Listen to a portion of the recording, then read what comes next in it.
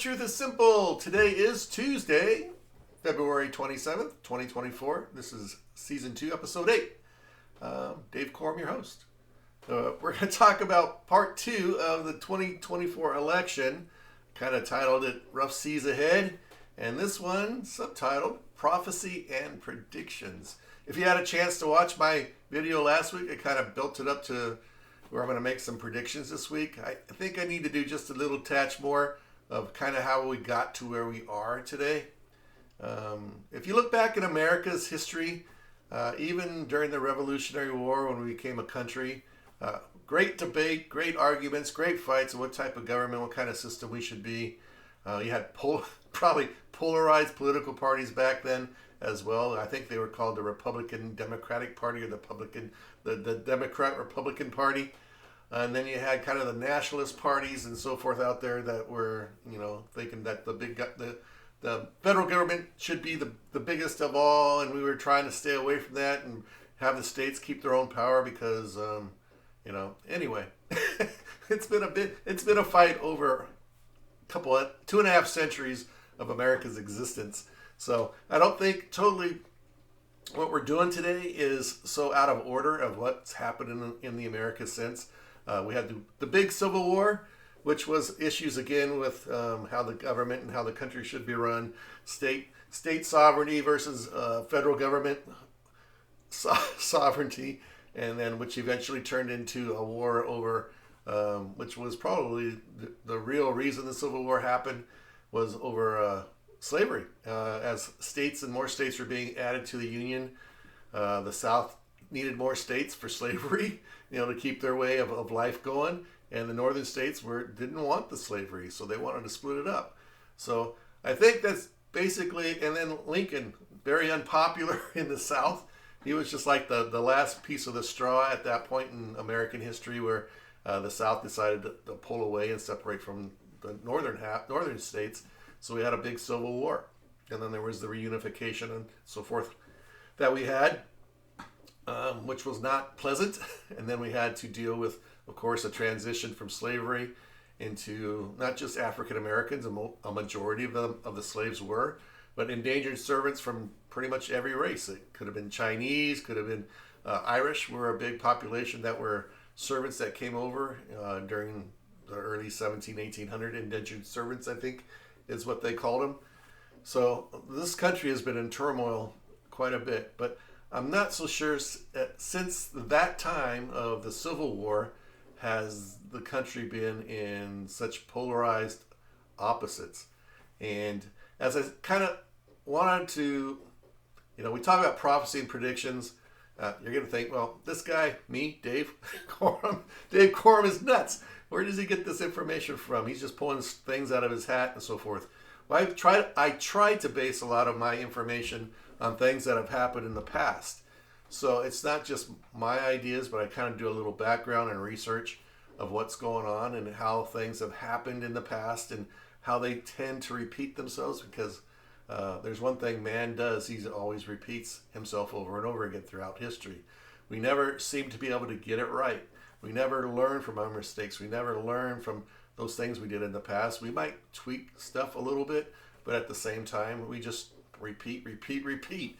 That's all we do. So I wanted to do a little background on how we kind of got to where we are with the polarization today. And it kind of goes back and forth from conservative to, I guess it would be liberal philosophies in the country. Right now we're in a deep liberal philosophy. And if you think about that, we were back in the 40s and 50s, we were in a very conservative mindset at that time.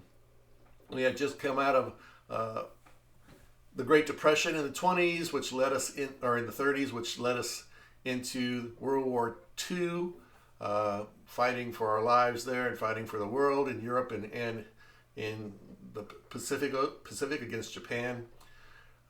We also transitioned from that, and after World War II, there was the big communist issue that was happening, not only in the Soviet Union and them subverting and taking about a third or half of Europe under their umbrella, making them their states. I guess you could say, the red states is what we called them, the communist bloc.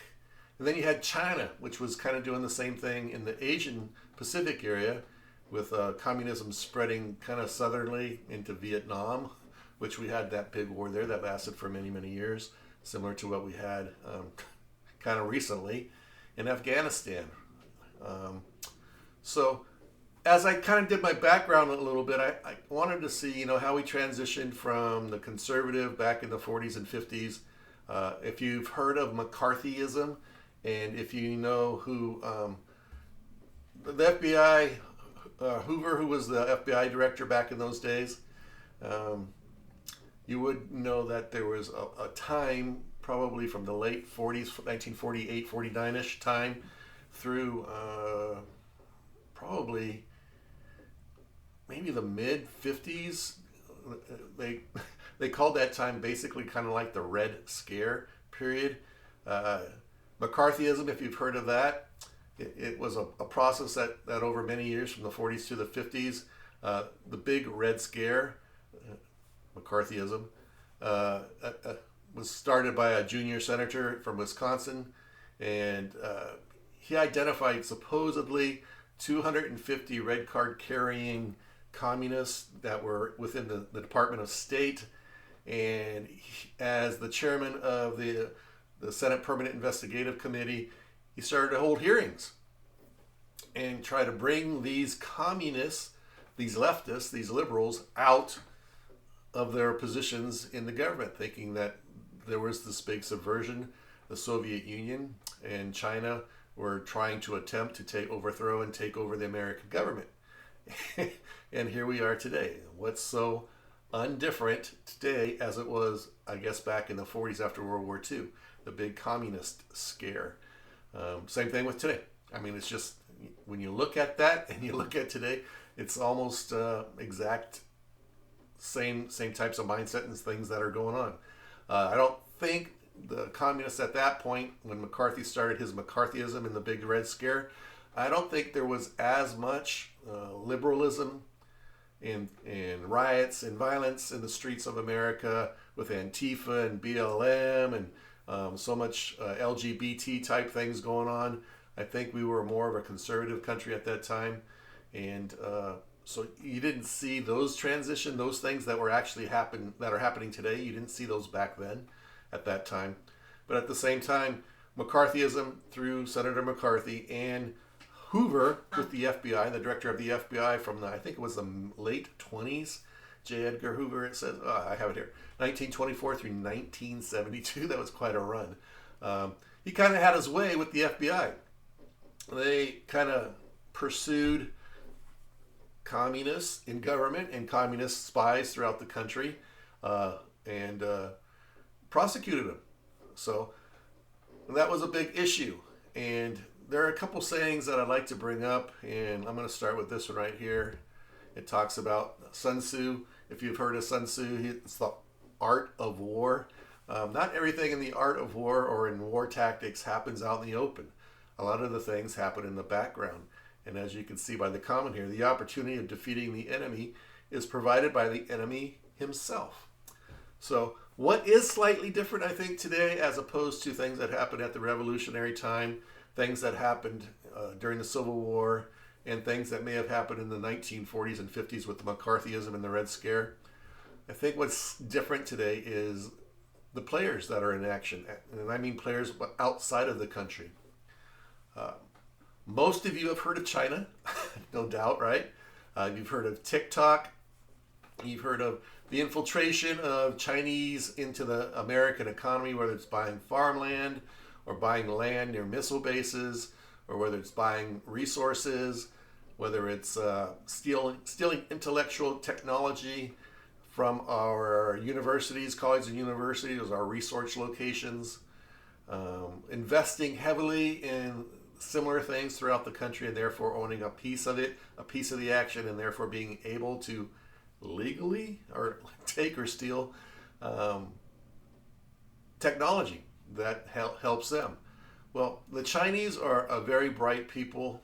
They have a plan in place to overtake the world, basically. I mean, they want to be the United States of America as it has been for the last 60 years since the end of World War II. They want to replace the United States, and they want to replace it in perpetuality for as long as they can. Whether it's 50 years, whether it's 200 years, whether it's 1,000 years, that's how they see themselves dominating the world.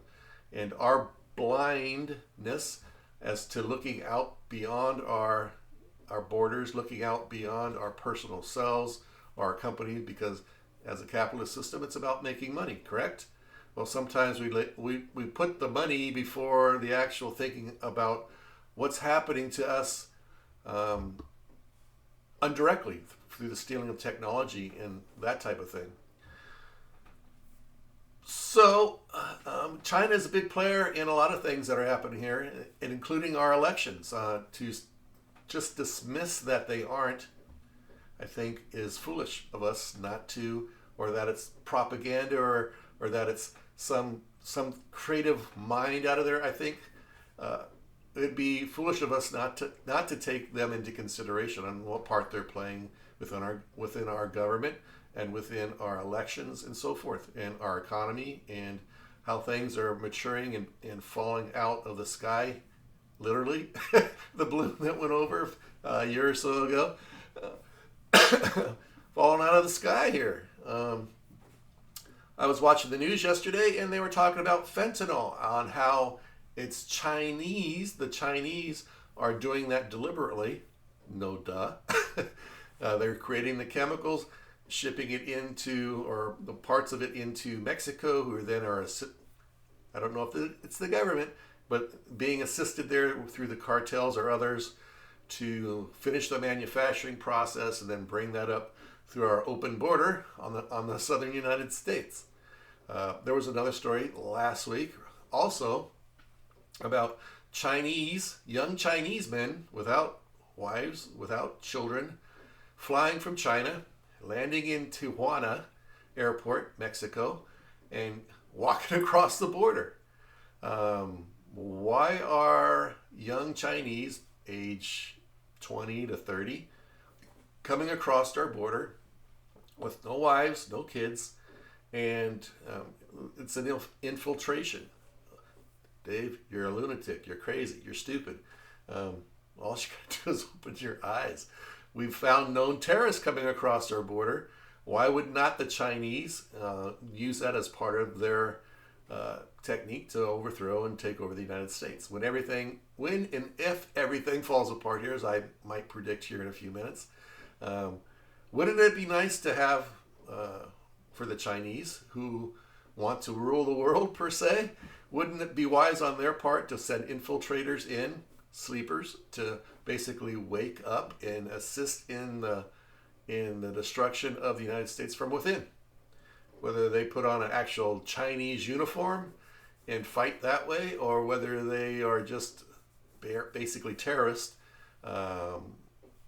within the country, doesn't really matter. Either way, it's going to be successful. On their part, they're hoping it'll be successful.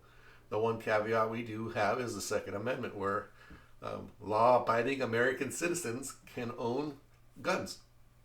That's our only real protection and defense against those people that, if they should show up in that manner, that no other country in the world has.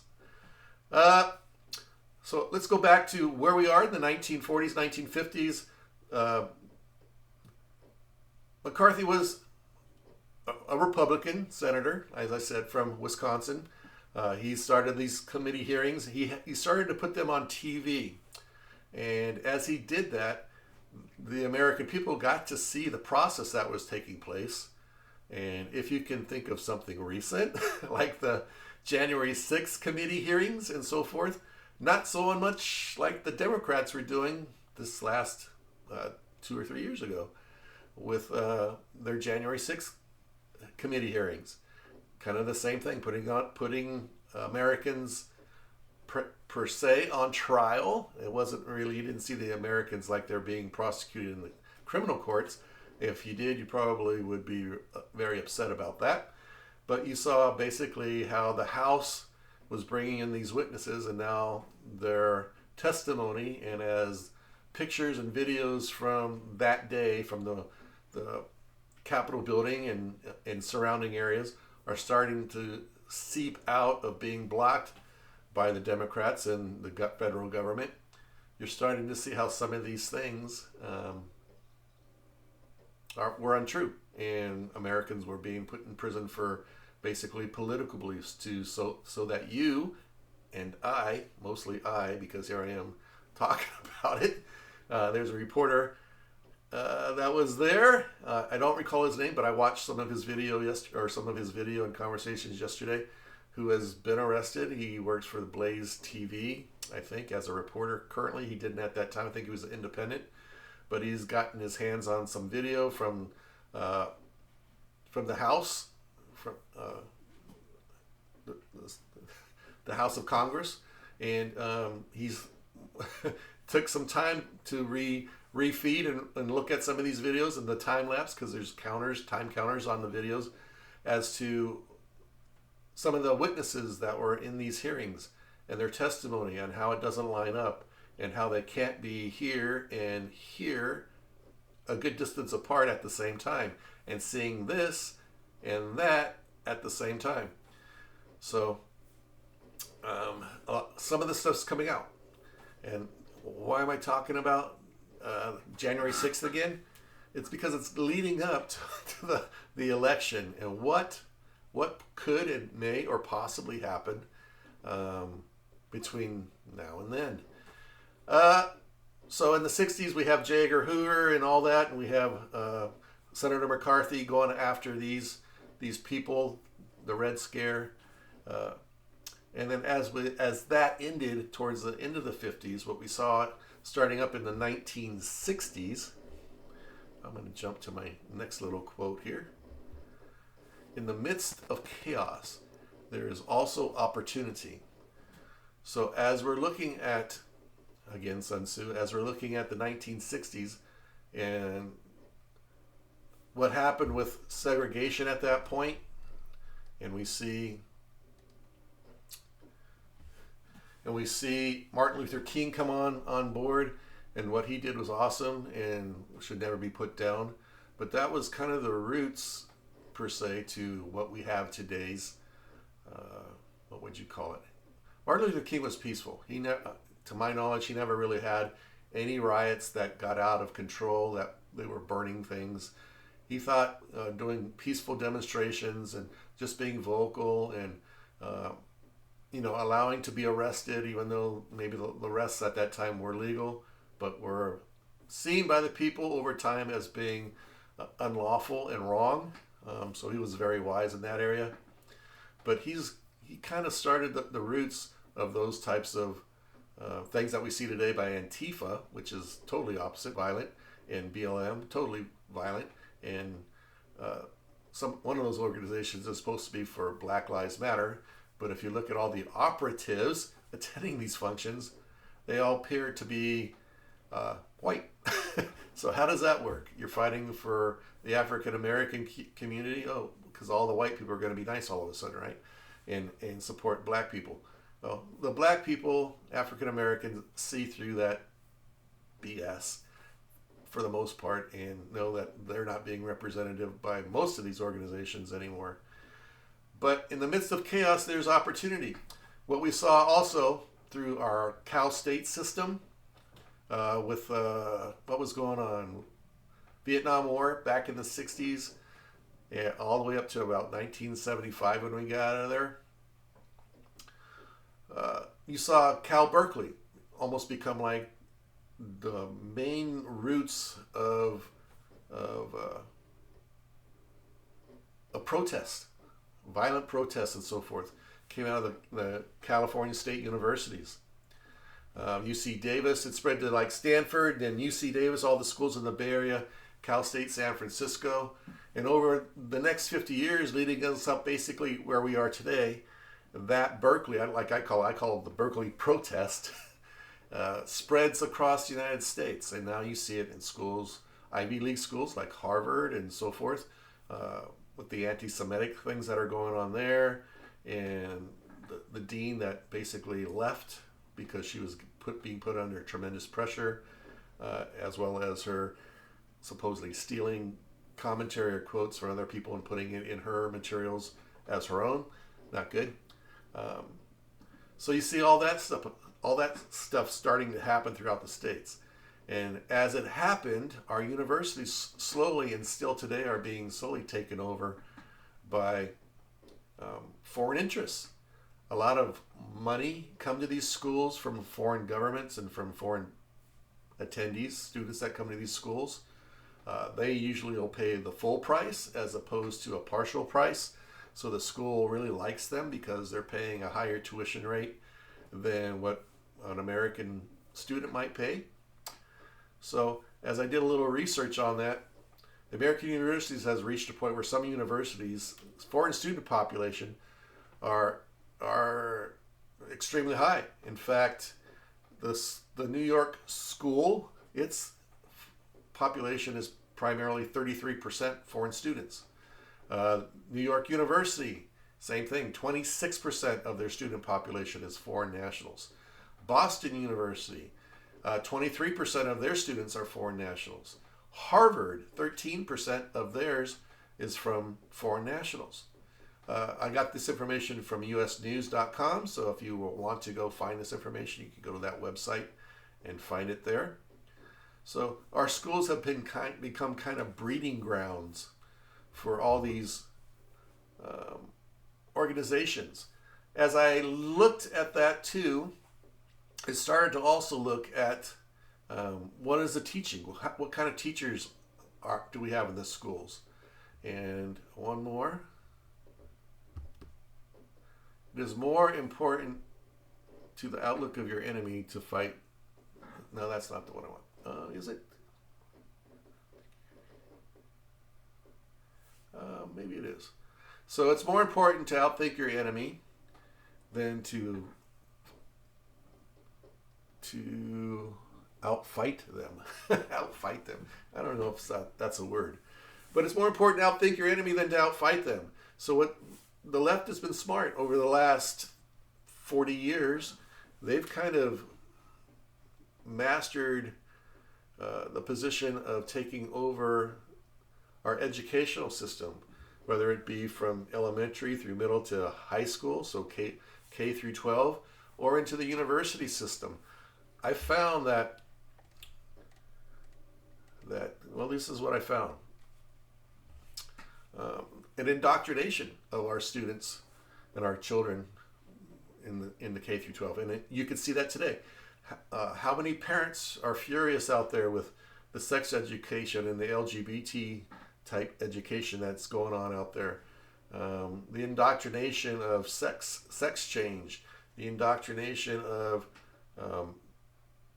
white people are bad and they're born racist. Those types of things. It's out there and it's being taught in our schools. Whether it's a curriculum based from the school district in and of itself, or whether it's curriculum based or preached by the teacher. And how does a teacher preach it? Well, I'm going to talk about that in a second. But let's look at some of the things that have happened in our universities. I came from teaching in a district in California that taught everybody's going to the college. Everybody's going to the university. We're preparing all of our students for the university. I think I talked about that a couple weeks ago in my education series of the 3 shows that I did, where I talked to one of the vice principals. They had like a university preparedness day. Come and check out, see how we can get you to the university. Start thinking about it. This is what you need to do, type of thing. And as I stood in there and watched again, students were just standing there, or actually sitting there on their cell phones or doing other stuff, talking to other students, and because probably 50 to 70% of those students are not going to be going to the university right off the bat when they leave high school. They may eventually sometime down the road attend a college or university, but a majority of them are not. They didn't get anything out of that whole deal. But we teach our kids. We've been teaching our kids for 40 years. Go to the university, you'll get a better job, and you'll move up the class system from a lower class to middle class, then to upper class. Everybody has the opportunity to move up the scale of, wealth in this country, in the United States. So we've sold a bucket of, I hate to say it, lies to our kids. I remember being in law enforcement when I started. The attorney directory was maybe about that thick. And when I retired 16 years later, it was that thick. And I'm sure there hadn't been that many law degrees or that many law jobs created in San Diego in, in 15 to 16, 17 years. It just didn't happen. So we have all these attorneys with no jobs. Okay? What kind of debt do they have? That's the other thing. You go into slave debt. I went to college later, so I left law enforcement, went into the gaming industry, Indian gaming. I finally realized, hey, I have all this knowledge that I've gained from life and owning my own business, because I owned a business on the side while I was in law enforcement as well. All this business knowledge, all this knowledge that I've gained from being in real life jobs and out there in the world really doing stuff. And but if I want to get promoted to the general manager position or a senior management position, I have to go back and get a piece of paper, a bachelor's degree of some type. So I went back and I think I got 2 bachelors, and it cost me roughly $35,000 plus interest over the 10 years I paid that. Then when I went to teach, left the gaming industry and went into education and teaching, I had to go back again and get a teaching credential. But this time I added for an extra 3 or 4 or 5 classes, whatever it was. I was able to get a master's degree, and that would increase my pay a little bit.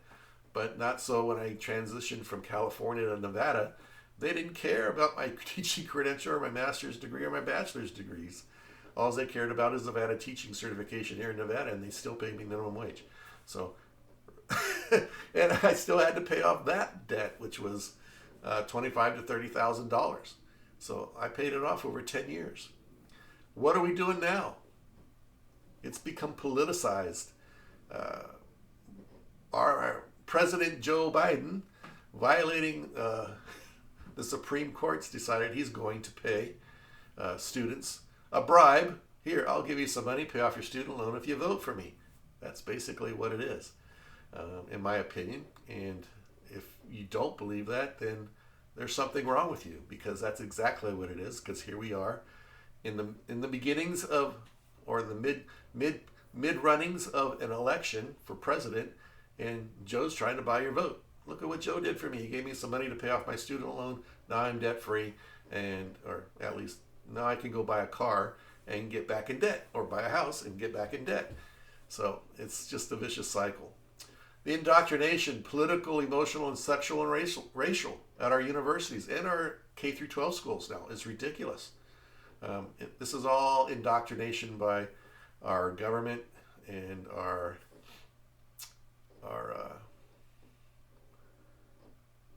and the liberal left, who runs the majority of the schools and systems in the country. The me culture versus the we culture. Very into that.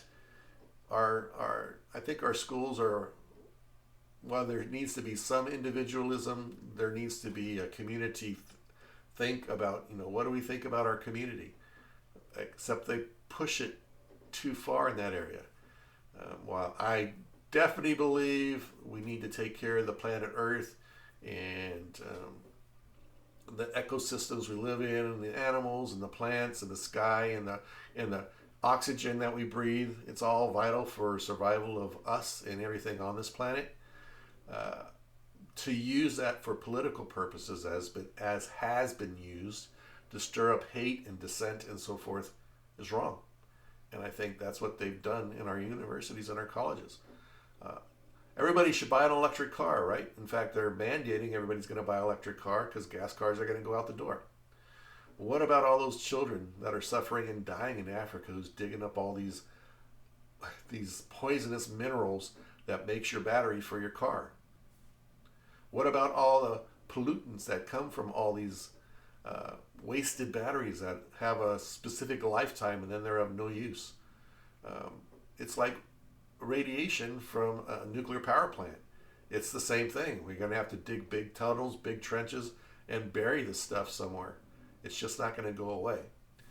So to think that we're saving the world by having electric plug-in cars, when right now We're using mostly coal and oil for our electrical grid, to which you're charging your car on. Makes no sense at all. I'm getting to the political stuff. Here we go. All right, so right now we're talking about education. And this is how it breaks down. This is what I found, and this is actually from 2010 to 2011. I couldn't find, believe it or not, couldn't find anything more recent. And maybe there is, I just couldn't find it. But teaching, so this is the educators in the teaching. I think this is just at the university level. I could be wrong, but I think this is just at the university level. So 12.4% of teachers say they're basically far left. So bam, way on the far left side. Liberal, so somebody kind of in the center, maybe a little bit, to those crazy people on the far left is 50.3%. So you're looking at almost 62.7% of the teachers in the country are liberals or far left thinking individuals. In the middle of the road, I'm not exactly sure what that is. It's probably more like where I might be. I think I'm actually more towards the conservative a little bit in this section of being a teacher. But the middle of the road is 25.4%. So not too bad, right? So you'll have some that might lean a little bit left, some that might lean a little bit right, but that's where they are. And then we have conservative, 11.5. And far right, so just like you have the far left here, the crazy loony people, it's 0.04. So conservatively, we're looking at 11.9% as opposed to 62.7%. So you can see the odds are not in your child getting a conservative education at the college level. It's just not going to happen. They're going to get more of a liberal-based education and propagandized and indoctrination. They just are. Food for thought. As a conservative teacher myself, I put the education, the core material up for the course, far ahead of my political ideology. I can't really recall, unless I was asked a question politically by a student, and usually that'd be individually and not by the whole class, what I thought about politics or thought about those types of things. I just never brought those things up in my class. And my grading had nothing to do with my political feelings or ideas. They could be far left, far right. I didn't really care. The only thing I really cared about was if they were competent in the material that was part of the core curriculum of the class. How did they succeed and how did they do in that? And that's how I graded my students. They didn't need to think like me. They didn't need to believe the things that I believed in and so forth. On the other hand, as a teacher working in the system in high school and so forth, primarily, I found that the liberal teachers were way more vocal, especially if they were on the far left rather than maybe just the liberal left. They were the most vocal teachers in the school. They would challenge the principals, they would challenge the vice principals. They were the ones that, hate to say it, were mostly whining and complaining about this, that, and everything else. And they're the ones that usually in their classrooms put up some kind of posters, banners, colors, or something that spoke about who they are, who they were, and what they support. The people that generally in the middle and the conservatives, very, very rarely would you see something that had to do with any kind of political thinking or anything in those areas. Also, through my observations, once in a while I had an opportunity to go observe some teachers while they're teaching, kind of make me a better teacher as well. And the manner of their dress, yes, sometimes those teachers don't dress as professionally as what you might see in the middle of the road. To them, it was their freedom of speech choice to wear what they want, to dress as they like, to have tattoos and hairstyles and hair colors and jewelry and anything else that spoke about who they were. They think it's their Second Amendment right as to being somewhat professional. I was a teacher, a shop teacher and so forth, so I primarily wore a collared type shirt of some type, like a polo shirt or something like that. And I also wore some kind of slacks, sometimes jeans, because I was in a shop setting, working in those types of areas with boots or something else on my feet to protect them from stuff being dropped on them. So that was my attire because of the kind of the job and what I was teaching in my classes. But if I was teaching a class that was more institutional or core type math, science, or something like that, I would dress more professionally with slacks and some kind of dress shoes and some kind of button-up shirt or something like that. I'm not really a tie person, I'm sorry to say, but I dress conservatively and professionally. You don't find that too often with the liberal and the far left teachers. Going to teachers' meetings, their comments and gestures, and that's where I get this information from. They're willing to just shout out what they think they need or want. And they think they're supporting the student body, but most of the students I've talked to and so forth at the times thought they were lunatics. But this is the teachers and the people they're dealing with every day. So it's kind of an indoctrination. Observations on and around the school campus. They were usually the ones that would do things out and about the campus, carrying a banner, carrying a sign, putting this up, putting that up, when it was really not their place to do it. And there you go. Generally, the left was doing those types of things. Sorry, that's my personal opinion. I lived it for almost 12 years in California and here in Nevada. So somebody else may have a totally different opinion, but as a teacher, that was my opinion of the difference between a conservative teacher and a liberal or far left teacher. All right, I think I have one more saying here, or two more. Victory is reserved for those who are willing to pay the price. Sun Tzu. Too many of us are sitting on the fence. We need to get off the fence and we need to be more active.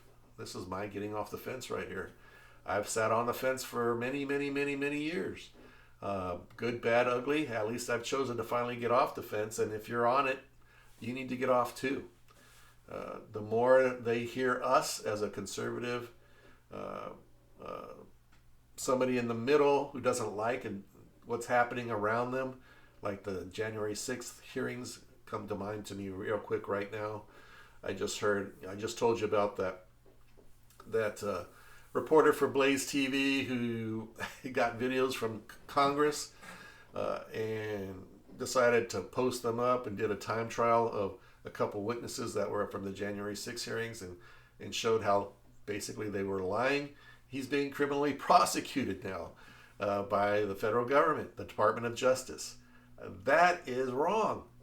You know, not only do us as citizens have a First Amendment right, I'm kind of using that right here, right now, but our reporters don't have a higher First Amendment right, but they have the same First Amendment right. And if you go back to my video that talks about the First Amendment, you'll see why it is.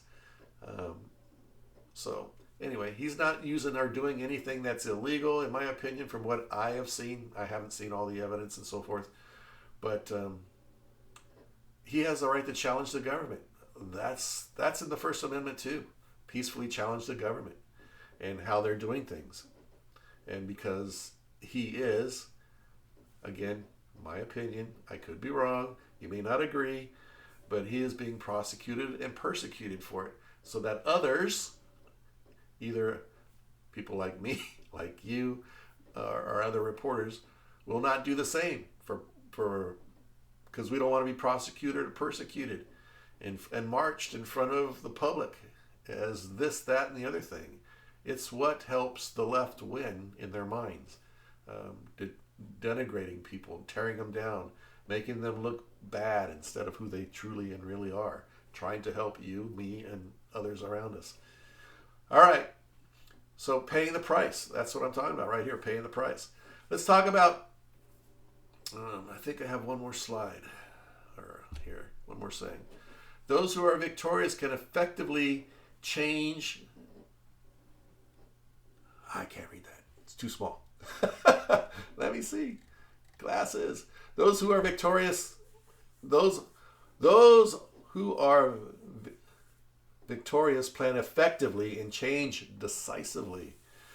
They are the great river that maintains its course but adjusts its flow. Again, Sun Tzu. We are in a war with the left right now, with communism, with the Chinese interfering with our government, the Russians interfering, the Iraqis interfering. Are we interfering with theirs? I'd be kind of stupid to say we are not. We are good people. We have, I'm sure, done the same to them to some aspect. But right now, they're up. They're up like 5-0. And we're in the 7th or 8th inning of the ball game. And we need to catch up. So we need to wake up and slow them down a bit. Let's see. All right, so let's talk about elections, because I don't want to be on here forever.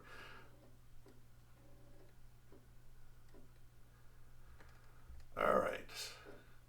So both sides are planning for every with the election coming up. Both sides are planning, and I'm sure they already have plans that are moving in action. If you don't think they are, if you think everything's just hunky dory and just sliding like it normally does, and people don't really care, and they don't until it's too late.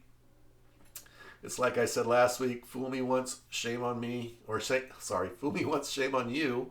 Fool me twice, shame on me for not paying attention to what you're doing to me. And fool me 3 times, and I'm basically just a fool. And the guy sitting on the fence, allowing things to happen to me. America didn't become America because people chose to sit on the fence. Our forefathers basically put up everything, their livelihoods, their properties, their riches, everything to break away from the King of England and to start the United States of America. If they would have lost, they all would have been hung or shot, put to death, or imprisoned for the rest of their lives. What have you done to maintain the freedom of this country? I worked in law enforcement for almost 17 years. I worked as a teacher for 12 so years in education, high school primarily. I was in the gaming industry, so I went out in the corporate world and did my own thing for a little bit. But I've always given back to my communities. I was a public and traffic safety commissioner for the city of Temecula for almost 5 years, just under 5 years. I didn't take any money from the city of Temecula. That was a stipend position. I gave all my money back to them. I took nothing from them. I felt it was my duty as a public citizen to give back to the community that I lived in. And for almost 5 years, I did that as that commissioner. I think there's 4 or 5 commissioners on the board. So as one of the commissioners, 4 or 5 commissioners, I gave everything back to the city. I took nothing. Not too many people do that. Both sides are planning for a contingency. So, however, as the rules for radicals states in number 4, which I gave to you, Saul Alinsky's Rules for Radicals, a book. I kind of gave you the information for that last week. So if you didn't watch that, go back and watch it, and you'll find the information there. Make the enemy live up to its own book of rules. So, we Republicans, we do everything right. We're conservatives. We pray to God, not just our Christian God. You could be a conservative and be a Muslim. You could be a conservative and be a Buddhist. You could be a conservative and be any other religion. Even an atheist can be conservative. But we have generally have a higher set of laws than I hate to say it, the liberals or the Democrats, who believe this rule number 3, which I got from their book as well, Rules of Radicals, I believe. It's at the top somewhere. In war, the end justifies almost any means. Let me say that again. In war, the end justifies almost any means. And that is the philosophy of the liberals, especially the very far left. They'll do whatever it takes to win. They'll tell you they love you. They'll give you money for your tuition. They'll tell you, we'll set you up and put you in these prestigious jobs. We'll even have special days for every race except for the white, just so you'll love us more. And and we'll take care of you from If you're illegal, from the moment you step foot in, we'll give you medical treatment, we'll give you housing, we'll give you a cell phone, we'll give you a stipend, we'll send your kids to our schools for free, we'll find you a house, we'll send you anywhere in the country you want to go, we'll find you a job. They'll do all of that for you until the day they have total control. And all the United States, the things that were guaranteed in the Constitution, are totally gone. There was a person, a news person, I think it was on CNN last week, and in our Constitution it says all of our freedoms are given by God, are granted to us from God. It doesn't say the Christian God, it doesn't say the Buddhist God, it doesn't say the Muslim God, it doesn't say what God, it just says from God. So if you're from any religion, your freedoms come from them. If you're an atheist, you are your own God, so therefore your freedoms come from yourself. Hate to say that, but it's true. Atheists are a religious sect. So she was saying, back to this reporter again, that I can't believe Christians and those believe that their rights are given to them by God. It's government that gives the rights. What? Government gives the right. Yeah, she's nuts. And anyway, but that's what the left thinks. All your rights come from them. They're given to you, and they have nothing to do with God. All right, so back to the election. So I see the election kind of panning out in this direction. Right now, let's talk about kind of the Democratic side, I guess. We'll talk, and this is kind of my prediction section, so something you've been waiting for the last probably 20 minutes, 25 minutes. Predictions: if Biden wins the nomination from the Democratic National Committee that's holding their convention, I think, in somewhere it's just south of Chicago. So he most likely is going to win because there's really nobody running against him at this point anywhere. There were a few here or there throughout the country. I don't think any of those have gotten any delegates from anywhere else. So if Biden would have to basically die between now and then for him not to get the nomination. All right, so we're just going to kind of assume he's going to get the nomination. As that is said, he sounds like he's going to keep his vice president, so Kamala will be his vice president at this point.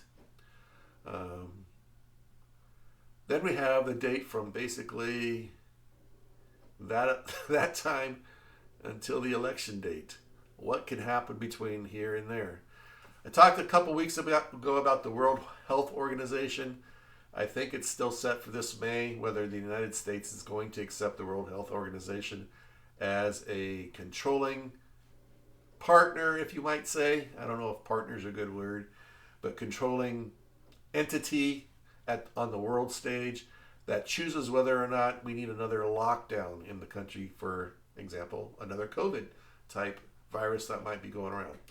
If that in fact comes true or becomes true, the CDC and the World Health Organization basically at any point can say, you know what, it's time for people to wear masks again, it's time to control them, lock them down, you can't travel from your house to your job, you can't go to church anymore, you can't go to the store, you just won't be able to do anything.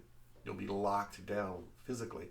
And the next lockdown will probably be more, in my opinion, will probably be more harsh than the one that just happened in the past. That was kind of like the tester of pandemic lockdowns. People still got around and did things, but for the most part, I think they've learned the lessons have been learned. They're going to, when and if they lock it down again, it's going to be much more strict than it was the last time. Let's see. So the World Health Organization can come out with an edict, let's say. We accept their position and put them in charge of that here in the United States. Oh, not Obama, but Biden signs his executive order accepting them. Whether Congress or not has to approve it, that's going to be up for debate. I mean, it might get challenged in the courts. could go to the Supreme Court. Who knows how long that's going to take, but it definitely, most likely will take more time than we have before the next election in November. So with that said, they can lock down the country, which then opens up the election to massive fraud again with all the ballots that are going to be mailed out, and you don't need an ID, you don't know who's filling these out, you don't know how many people are actually voting. The election committees will know how many they sent out, right? They should have track of all the ballots that go out, but they don't know if I'm dead, if I'm alive. Some of the voter rolls have been cleared up through the country, I've learned, but not all of them all over the place. So it just opens up Pandora's box again for this election like it was in 2020 or 2022. 2020, right? Yeah, 2020. So it just opens Pandora's box again. And the counts, we're going to start counting, and then we're going to stop counting, and we're going to start counting again. Or we're not going to really know the results till we get all the mailed in coming in 2 days, 3 days, a week later. So it could take a week or more for the election results to come in. So that's one of the big issues that could be coming our way. Let's look at Biden again. His age. If he is not doing well in the polls as we get closer and closer to the election, you might see some drastic things happen. He might be found just like he was by the investigator on his documents that were in his house and his car and his office building and so forth, that were classified that he should not have had. That investigator says, we're not going to prosecute Biden because he is a good old man who really doesn't know the difference between right and wrong or left and right or where he was and the time of day. He just doesn't know. He can't remember. That's our president. So there is an amendment, I want to say it's the 24th Amendment, I could be wrong, where Congress can somewhat remove him from presidency prior to the election. That means Kamala will take charge. And if he's found to be that just prior to the election, he can't be on the ballot. They're going to have to fill his slot with somebody else. So who might they fill his slot with? Well, we're going to look at a list here. I think I have the list down here. I do. Okay. So I'm going to kind of go in reverse order and say, well, you have the Michigan governor, Whitmer. Chances of her winning the presidency in a national election, pretty slim to none, I think. So I think if they chose her, although she was on the top 10 list, I only have 6 names here, so I thought the other 4 were even worse choices or lesser known than her. You have Governor Roy Cooper from North Carolina. I think you're going to run into the same issue there. I don't know Roy Cooper. I don't know. I'm not going to, well, I can vote for him on the presidential election, but I don't know who he is. I don't know what he's done. There's just not going to be anybody that knows the guy. From there, you move to Senator Warnock. This is their list that I got off of, I think it was U.S. News and World Report or something like that online. Senator Warnock, or CNN. I think it might have been a CNN page. From Georgia. Now, I've heard of him. He's kind of a far left extremist. Not that any of these aren't, but the guy hasn't even really been in office for one whole 6-year period. Why are we going to make that guy the president of the United States? It just doesn't make sense to me. Number 3 is Kamala. So they could just leave her on the ballot. Everybody's going to do a sympathy vote for Joe Biden, and she could win. Maybe not. I don't think, not even the Democrats like her very much. So I don't think she might stay on the ticket. She still might be the vice president again. But I don't think so. I think she's going to be pulled off. Which brings us to the next guy. And this is Governor Gavin Newsom from California. A little more known. I think he's a relative of some type, a nephew or cousin or something, to Nancy Pelosi. How sweet is that? He's the governor of California. He was the mayor of San Francisco for, I don't know, 2 terms, I think. I think that's all he was. Maybe more, but that's what he's going to do. He was recalled 2 years ago, made it through the recall election. But remember, that's California. So, was he really recalled, or was the vote really valid? That's a good question.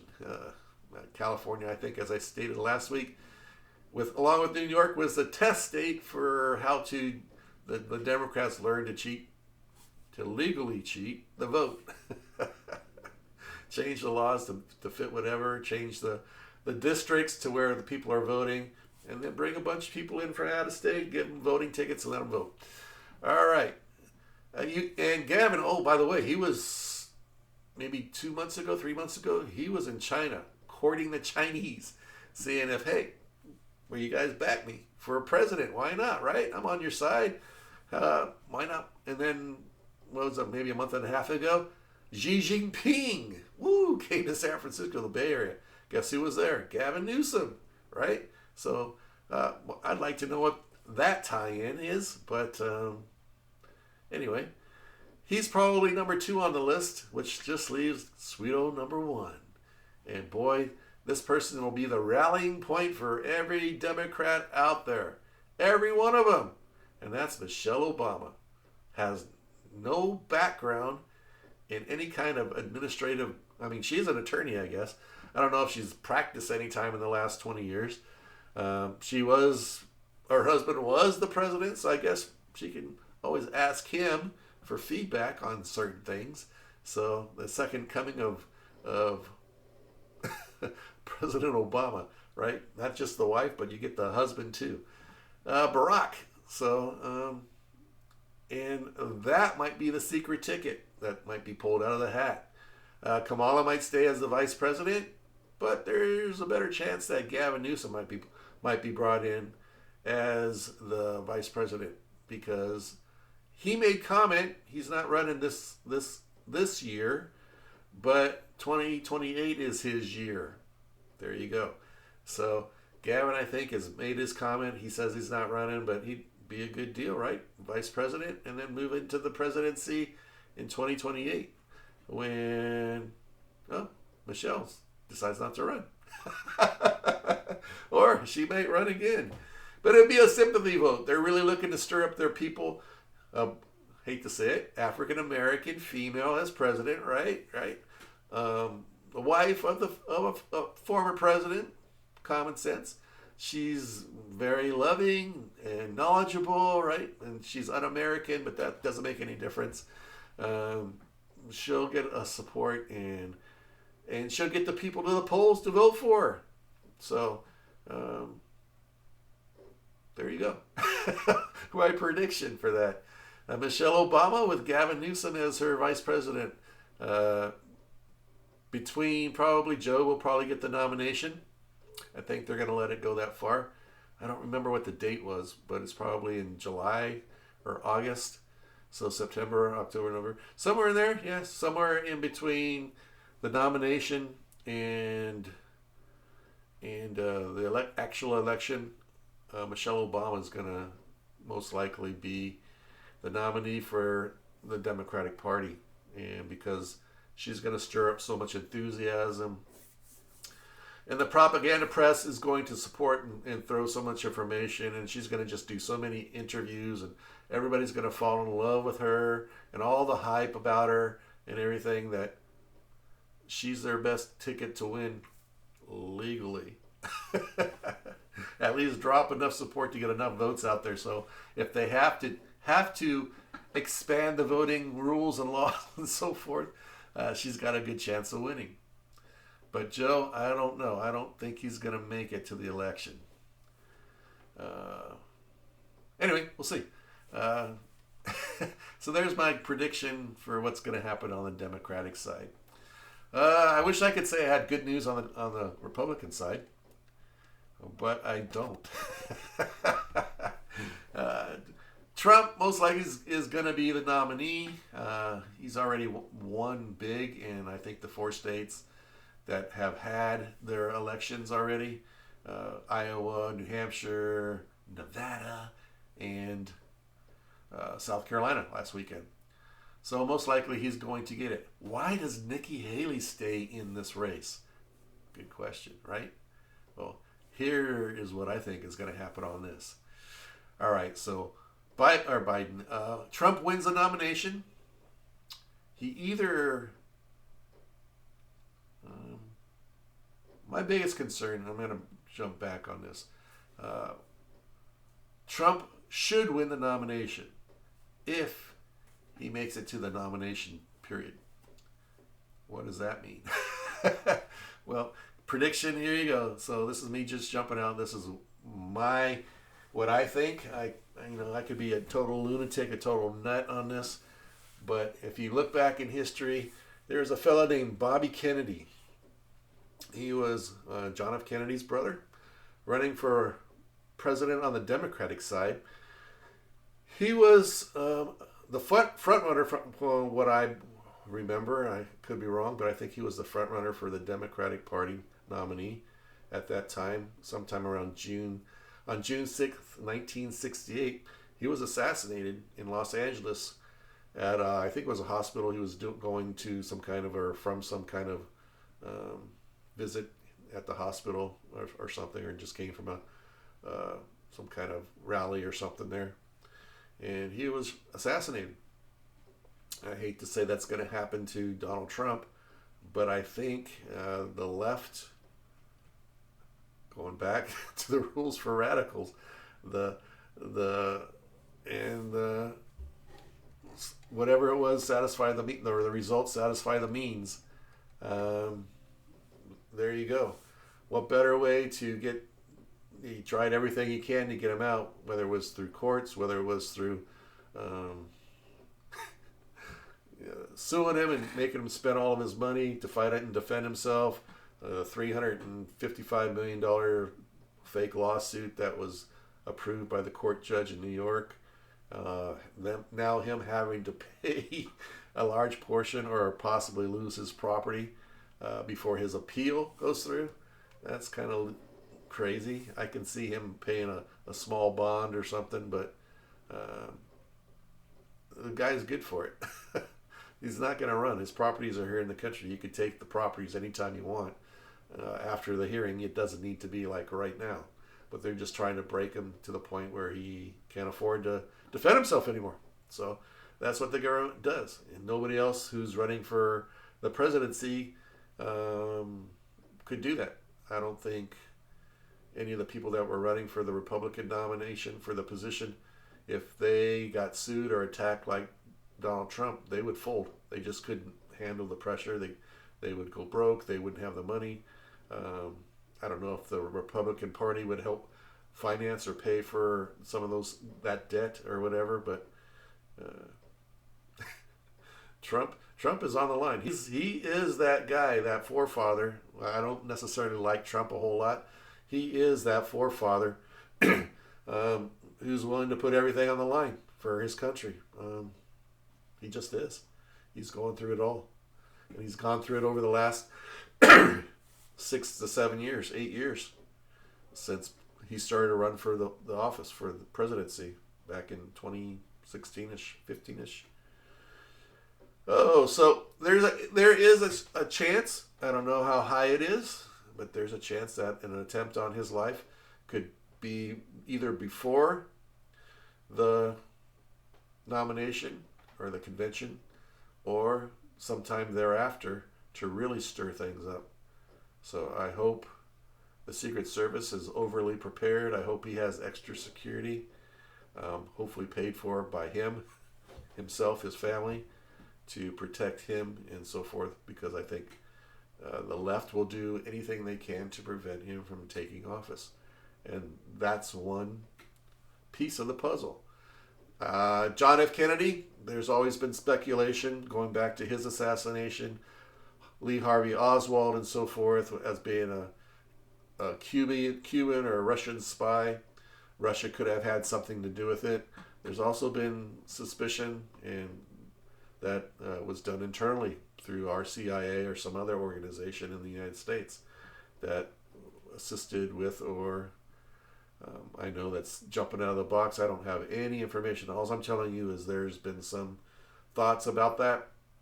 They were supposed to make his information public, I think some 10 years ago or so, but still it's classified. It's been 60 plus years since his assassination, 60 years since his assassination. I do not see, unless there's something for the government to hide from, why they would make that information public. It just doesn't make sense. So if your government has something to hide, like the videotapes from the supposed insurrection on January 6th, we don't release that information, right? Because it proves that they're liars and so forth. All right, so that's one thing. He can either have an attempt on his life, or he could be actually assassinated, one way or the other, before or after the convention. Why does Nikki Haley stay around? I think this is where this increases that possibility of that happening, and because she's still in the race while all the others have dropped out, and she did get a few delegates in South Carolina.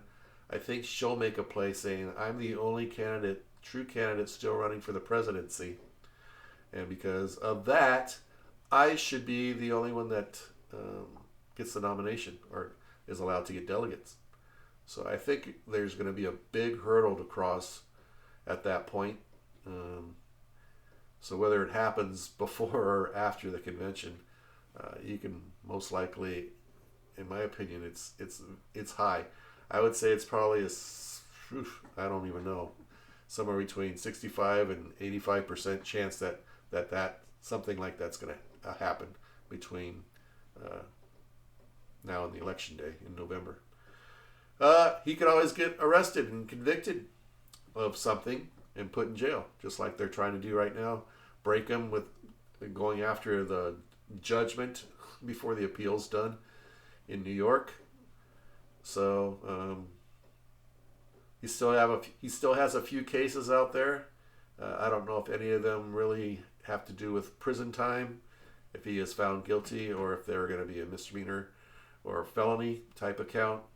But that is still out there, so that possibility, where I don't think it's quite as high, is still a possibility. So I would probably put that somewhere in the 30 to 40% range, that there's a chance that he could be arrested. And because he's arrested and put in jail or prison on some felony for some reason, it would nullify him being able to run for presidency. So I think that's still part of the issue. Wins. Let's see. So if we get through the nominating process and both Biden and Trump make it to the election, I think, depending on how that whole process, if the election is held and ran in a similar manner that it was in 2020, even though I think Trump might actually get more votes this time, I think he got nearly 80 million votes last time. I think even if he got 85, 90 million, 100 million votes, I think it's probably highly unlikely that if the election is run the same, meaning perhaps the World Health Organization comes out, shuts everything down, we're doing all these mail-in ballots and all that stuff, the chances of him getting elected are going to be fairly low. I would say probably less than 20% chance that he's going to actually become president. I don't think any Republican could beat any Democrat with the election the way it was held last time. So that's my personal opinion. There has been some information that has come out about through a press organization, Epoch Times. I don't know how reliable they are, if they're and such. I kind of did a little background check on them, where they come from. I think you should do that as well. But for all your media companies, who owns them, who runs them, where they come from, how they started. But there is a story in there that says basically, based on how the vote counts were done and so forth, that that Trump should have won in the states where he actually lost.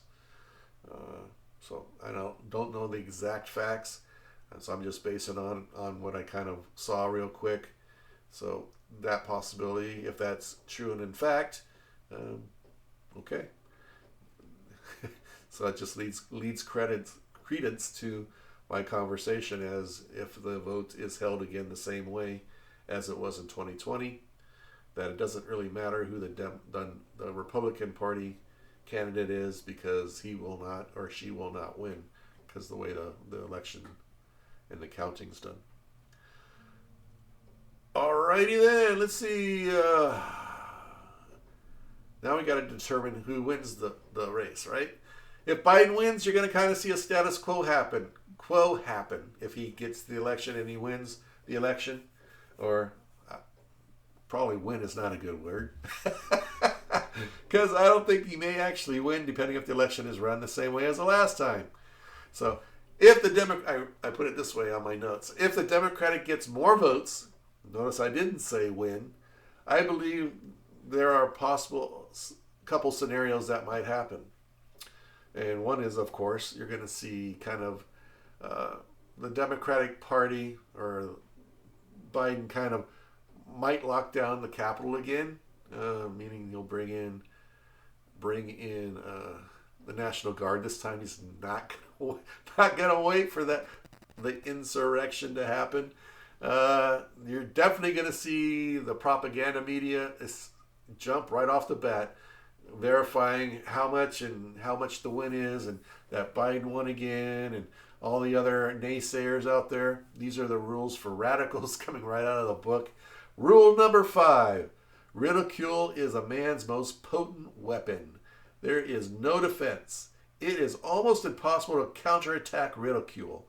Also, it infuriates the opposition, who then react to your advantage. So that's what you're going to see. The propaganda left is going to fully support the true and faithful elections, and how honest and fair they were.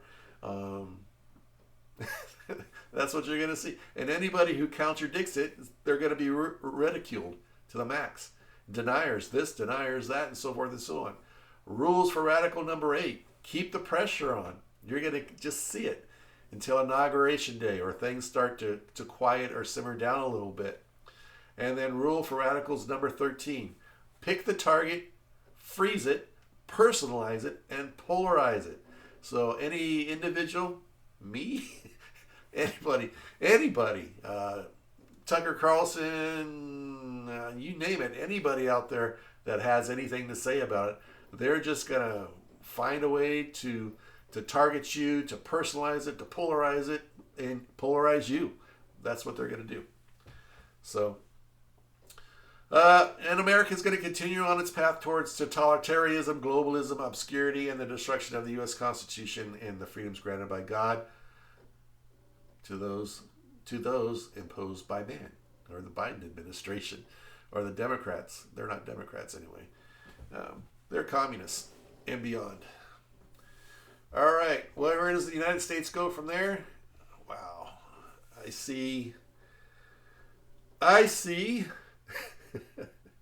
similar actions by some states to that which Texas did down on the border by putting up the barbed wire along the river. They may go to the Supreme Court, the Biden administration, to get a ruling similar to what they did. And then I think you'll start to see more and more states stand up against the federal government as they try to impose unconstitutional rules over the states, to which the 10th Amendment, any powers not delegated to the states by the Constitution, or to the United States, which means the Congress and the President and the Supreme Court, nor prohibited by it to the states, are reserved to the states respectively, or to the people.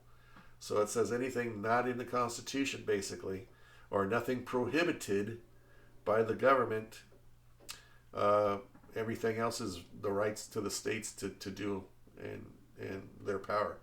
But you can't have the states have that kind of power if you are a strong federal government.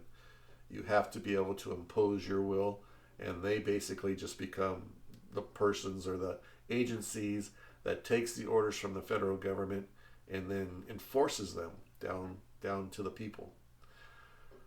So that's what's going to happen. It's scary, right? But it's true. I think that's a possibility. The other possibility is, which is highly unlikely, we conservatives, we just fall by the wayside and accept things as they are, allow the Democrats to take rule, do what they want and please, and we just become small little nothings on the sideline. I think that's less likely to happen than as I just stated here. All right. I already talked about Gavin and Newsom. All right. I talked about what about an assassination if Trump gets elected? What about him not actually getting to the office in time? Well, his vice president most likely would then become the president of the United States. So I hope he chooses well, or if he should happen to pass away between then and then, January 20th. I think the Democrats will try to nullify the election. Remember, they control the Senate for the most part. They control the presidency. Biden controls the military to some aspect. Biden controls the Department of Justice. He controls the FBI. He controls the NSA. He controls the military. So you could see a lockdown. Again, the World Health Organization could come in and kind of cancel everything out on the side of the Democrats. The World Health Organization, you have to remember, I don't think might not directly be run by the USA, by the United Nations, but it's similar to the United Nations in that it's a global agency that we don't control, and if Biden puts us under their control for medical reasons, health reasons, they could close the government down. One little note. Guess what, United States of America, we're closing you down because there's a flu epidemic. Here we are in the middle of the winter, right? November. Flu's going around, COVID spiking. We're closing everything down. So that's a possibility, and Biden will use that as a tool to use the military and so forth. National Guard closes down the Capitol. That could happen.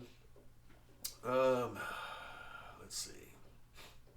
So I think the biggest thing is Trump is going to be challenged all the way from if he wins the election, he gets the votes, and he wins the election to the 20th. The Democrats, the communists, I hate calling them Democrats because they're really not Democrats. They're communists in Democrat clothes. We'll follow along and do what Saul Alinsky says in Rules for Radicals. They'll continue their pressure, their heat, with their propaganda media and whatever law enforcement they have under their control to achieve their goals. As I said, in war, the end justifies almost any means. So they'll continue to lock up people, put them in jail, hold them accountable for whatever they deem minor laws they can impose and sentence people and take their money, their property, and everything else. We are in a third world country. I hate to say the United States of America as I knew it growing up in my 20s, 30s, and 40s is all but gone. All you got to do is look around you, take in the information, and see what's going on, and realize you got to get off the fence. You just have to get off the fence and stand up and use your voice before time runs out. For the last 4 or 5 elections, this is the most important election in our history. Here we go again. Yeah. This is probably going to be, each one up until this point was the most important to this point. But I think we're right at the end of the gate. We're either going to close the gate and keep America as it is, or we're opening up the gate and whatever happens, happens, and people need to care. All of you that came in, if you're from a foreign country and you came across our southern border or got here somehow illegally, if you left that country for political persecution, you left that country because you wanted to come to the United States for a chance of freedom and opportunity, if you support the Democratic government, they're not Democrats, they're the same government currently that you left behind or you ran from that are now in charge here. If you support them, your trip to America was worthless, a waste of time. You should have stayed in your country because there, at least, you would have been obscure, just one of the many that were there in a country that's technologically less advanced than this country. And here, we track, we know everybody and everything. Your cell phone is your tracker. That's why if they gave you one and you still have it, they know exactly where you are. All right, so I know that may not be what you wanted to hear from me this week. I know that, I'm a lunatic. But, I hope I'm wrong on a lot of this stuff, but at the same time, I just think, common sense says, and the way the left has played the game to date, any means or any way to reach their means is justifiable in their mind. And for us Republicans and us conservatives, us independents that are kind of in the middle, we just have to realize that most of these people, the ones that are in power, are not good. They're not there for us. They don't care about you, me, or anything else. All they care about is power and the ends to what they're trying to accomplish. And if you don't stand up now, you'll never be able to stand up because you'll be all alone then. Right now, at least we're a voice of 80, 90, 100 million that needs to be heard. It might be even more than that. I mean, the far, far left is probably 15% of the population. So you're looking at 15, 30, 45 million people maybe. 45 million versus 200 million, 225 million. And everybody else is just off the fence. They're somewhere in between. They could care less. And you need to stand up now before it's too late. I talked about the Chinese infiltration from our southern border, flying over to Tijuana and coming in. If the United States gets stirred up into some kind of political upheaval where the states are challenging the federal government and the military or the National Guards brought in or out or whatever, that's like the turn-on switch for some of these communists and some of these terrorist organizations to come out and start increasing that. And they'll do it as opposed as either the left or the right or the government or not the government to increase and heighten the tensions to the point where we're all fighting each other. That will be their goal. And China does not need to invade us. No other country needs to invade us. We all have guns here. They won't invade us, but they'll be totally happy because it'll take us 20 years, 30 years to figure it out. And by then, it's too late. It'll be a mess. China will be in full total control of the Soviet Union. Russia will be back in power. It's already kind of almost there now with Vladimir Putin. Iran will have their nuclear weapons and will be part of that triad, if you want to call it that. They're trying to subvert the whole world. I mean, they had issues in and of themselves in Brazil with a similar election there this past few months ago. So, all right, I think that's enough. I think I laid out everything for you, my ideas. I kind of threw out some prophecies and predictions there. You may think I'm a nut, you may think I'm a loon, but I think all the things I've tried to take in and consider has formalized these ideas in my brain. All right. there's other things that could happen. That's true. But the polarization of the United States, of the citizens, and the leftists, the Democrats, the far left, are in a position to finish the execution of their plan, which has been underway since Obama was president. Remember, I said 5 days from now, we're going to fundamentally transform the United States of America. Well, over these last 12, 15 years, you've kind of seen that happening in front of your eyes. If you like high food prices, high mortgage prices, if you like inflation, if you're going to like not having things in the future because there's no money and it costs too much, and we're all living on the streets or living in poverty, that's the goal of the left, is to basically make us all impoverished like the rest of the world. No middle class, just a lower class, and those who rule. And like me, like you, you're not one that's going to rule. You're going to be in the lower class. And all of you who have benefited from all the things the left has offered you over the last 10 years, guess what? The string is going to be pulled, and you will lose all of that favoritism. It'll all be gone in the wink of an eye. So you're fools too if you follow that mentality that they're on your side, because they are not. All right, but that's it. I'm going to say goodbye. You may have liked what you heard today. You may not like anything at all you heard today. But as for me, the truth is simple, and sometimes the truth hurts. And with that, I'm going to say goodbye. And we're going to have a new topic next week. I don't know what, but we'll figure it out what it is. So take care. Have a good week. If you like this show and you think it's worthwhile, spread the word. Let other people know. And maybe someday I could actually make a living out of this. Bye.